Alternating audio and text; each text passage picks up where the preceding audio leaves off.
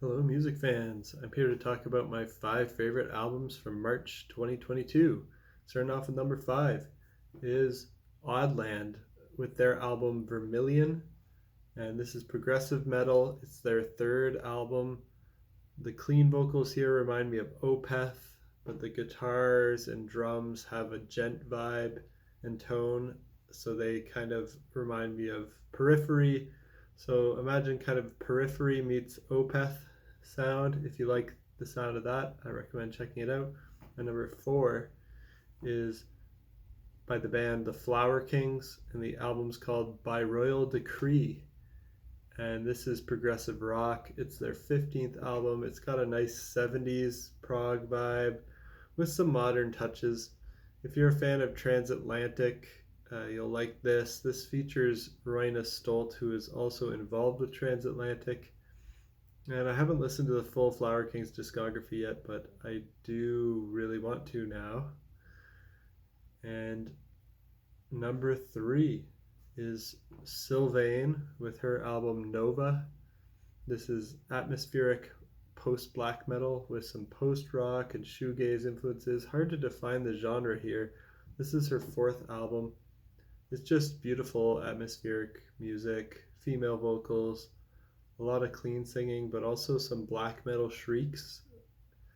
So it's kind of like the Rolo Tomassi release from earlier this year, even though stylistically it's not similar because Rolo Tomassi is more mathcore and hardcore, post-hardcore inspired.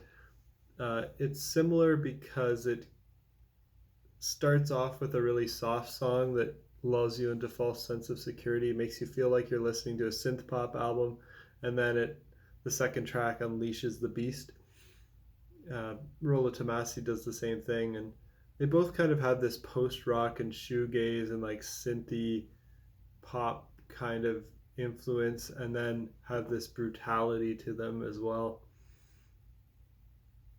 And my number two is Michael Romeo with his album War of the Worlds Part 2. This is progressive metal with power metal, symphonic metal, neoclassical metal influences. This is his third solo album. He's the guitar player from Symphony X, of course, really great guitar player. And if you liked his album War of the Worlds Part 1, you'll like this as well. It's kind of a continuation of that. It's a different vocalist, though, that he's working with now. This vocalist is also pretty great. I really like the one on Part 1 as well. Um, this It sounds just like Symphony X music, really, and even the vocals are kind of reminiscent of Russell Allen. So maybe I'm thinking maybe Michael Romeo wrote some of this with Symphony X in mind, and maybe it just didn't make it into previous Symphony X albums, or he was working on a Symphony X album and Russell Allen wasn't quite ready to work on that project, because I know Russell Allen's in a bunch of other bands as well. So this could be kind of the direction that Symphony X is heading in. So if you're interested in Symphony X, I recommend checking out Michael Romeo's solo work. And my number one album of March, pretty hard actually between this and the Michael Romeo album. They're very close, so I was almost gonna put Michael Romeo's album number one. Still could waffle on that in the future. This one is Animals as Leaders with their album Parrhesia. This is instrumental progressive metal with a lot of djent influence and vibes there. This is their fifth album. Amazing instrumental prog, like all their previous work. This is the best instrumental album of the year so far for me. And yeah, surprising for me to give an instrumental album my album of the month, because usually I prefer albums with vocals, but this is so freakishly good. The talent shown here is just crazy.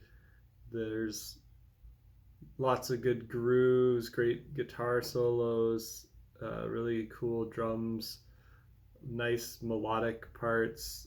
It's kind of everything. It showcases technicality, but also just great composition and great melody and great groove and rhythm all over the place. So those are my top five. Hope you enjoyed my list, and let me know if there's anything that you think I missed that warrants being the top five album of the month. Until next time, peace out.